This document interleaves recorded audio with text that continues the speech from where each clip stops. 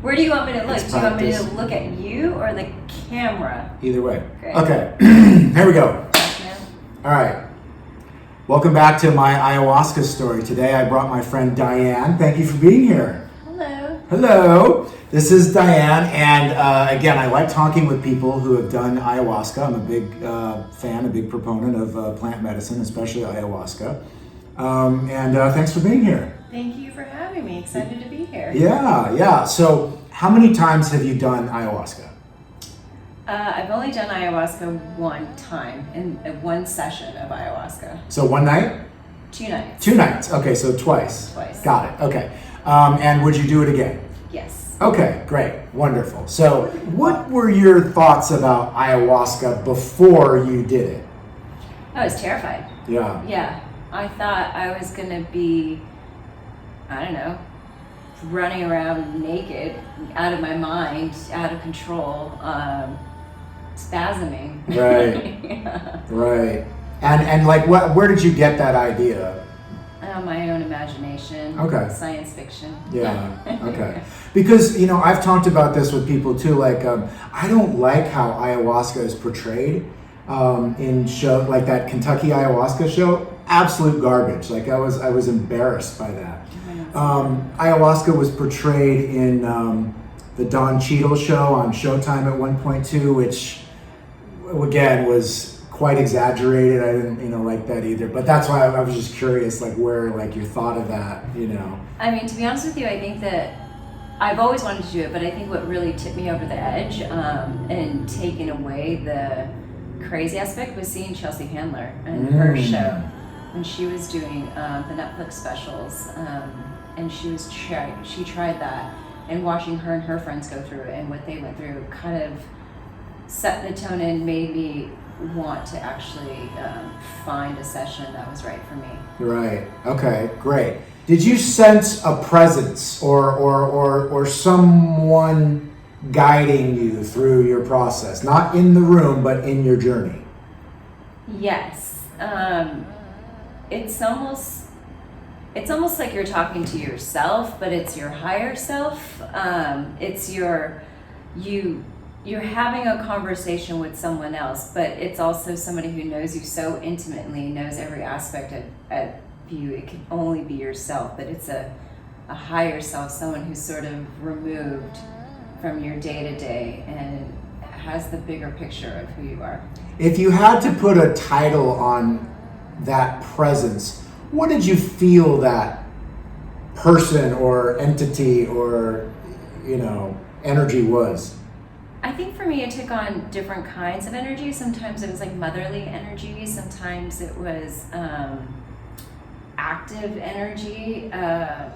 It was different on the journey. It was different things at different times.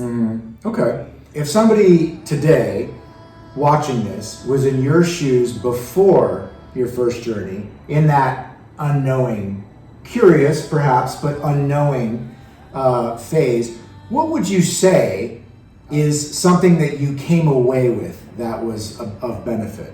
It just allowed for a full weekend of introspection and asking yourself, all these questions. Why am I here in the first place? What is it that you want to get out of it? Here in journey or here, period?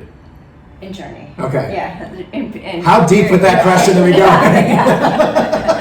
I mean, we can get to that part. But for journey, which probably leads you, why am I here in general through journey, it just allowed a time to just kind of deep dive into myself, which, you don't get to do on your day-to-day, and you're running around and living life. And this was a full weekend dedicated to just exploring what was going on inside of me. And I'm grateful for that and feel more empowered with myself because I did those exercises. What would you say surprised you the most? Or what was the most unexpected?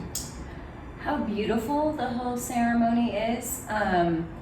How you have to really prepare your body for this in the couple of weeks leading up to it, special diets, how beautiful it was with the altar And there's certain way that you can walk around so that you kept up with the energy of the flow. And like Yes. you respected every single aspect that went into the journey, from the food preparation of what you're going to eat that day.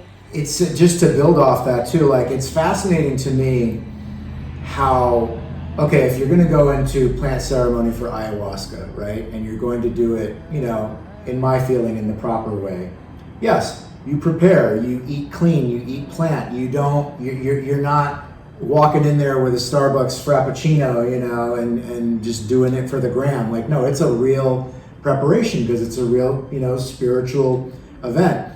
And then the phones being away and everything, yeah, absolutely. It's fascinating to me how much thought and consideration goes into this and how these traditions are being kept up today, when this was started so long ago with indigenous cultures. And then, you know, in our normal life today, you speak to a doctor of Western medicine, spoiler alert, I'm not a fan of, and you go in and have a surgery and they say like, oh yeah, okay, well don't eat, you know, 24 hours before, because, you know, they want your body to be empty just so, you know, you don't, you know, release on yourself or something. But there's no consideration for like mentally preparing and or like cleaning yourself out, other than just, oh, we'll just stop eating. Like it's bizarre to me how the indigenous culture and plant medicine absolutely understands that everything is related between your thoughts, your actions, your influences, what's in your body. Again, how can the plant go to work on you when you drink the medicine if it's still busy trying to understand why there's a Big Mac in there? You know, like, and Western medicine doesn't care. Like, Western medicine doesn't tell you you're fat. They don't tell you, you know, to put down the milkshake. Like, it's mind blowing to me. And that isn't to say that if you don't do it perfectly, that you're going to have a bad experience. It's not that. But it's more about like, why are you here? Are you really trying to maximize your possibility for growth and experience? Great, well then this is what is suggested. And it does make a difference. I can absolutely attest to that. Well, I think for this particular circle that I went into, did sort of, to your point, you know, talk about the mind, the body, and the spirit, all three components. I do know of other circles that don't have those components, and Right. different circles for different styles of people, you know, but for this particular circle, it matched what I was trying to get out of it, and the holistic perspective of mind, body, and spirit. Did you have anything that you were scared might occur? Yeah, the purging, you know, that's the number one thing, throwing up incessantly, even though that's what you're there for, that's what you're supposed to do. I was afraid of that. I didn't want that. Right. You know. That's always the number one thing that comes up. Everybody, I heard you throw up a lot. I'm not going. It's not my favorite thing to do, just to sit around throwing up with people. Right. So I was afraid of that. When you shared this with family, friends, you know, whoever, did you get any backlash or any weirdness that you could share? Yeah. There must be a good story. Most of my friends thought I was joining a cult. Because, you know, with this ceremony, the diet, the clothing, the all white, the loose, this, and I was preparing. And at the time I lived with a friend, and so I'd come home with different garments and, you know, different diet restrictions. She's like, what is happening?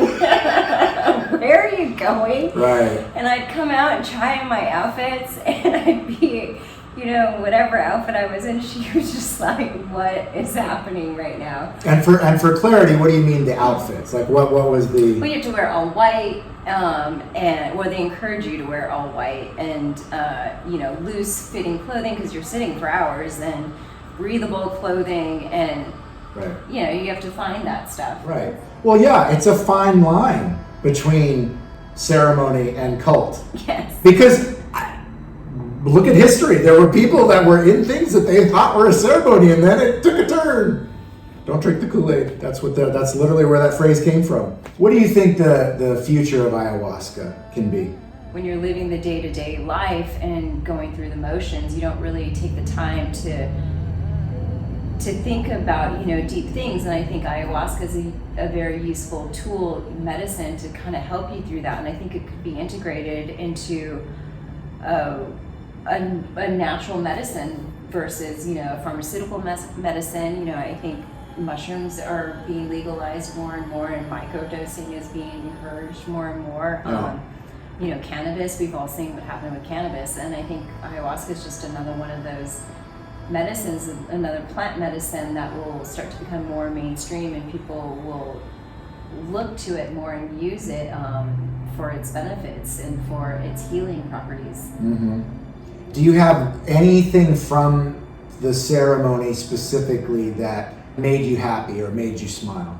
I had a deep connection with my brother, who I'm estranged from for many, many years, and through the ceremony, through medicine, I was able to connect with him on some level. Like, I'm pretty sure I was talking to him on some level, which, we were pretty close as siblings growing up, and there was only certain things that, we would know, and just a lot of that familiar energy was coming up, and familiar responses, and it felt good. Whether it was real or not, it doesn't really matter. It's just I felt that, and it felt comforting, and as a big part of the reason why I was going into Journey, and I was able to achieve what I was looking for. Well, I'm happy you were able to make that connection. Thank you. That's good.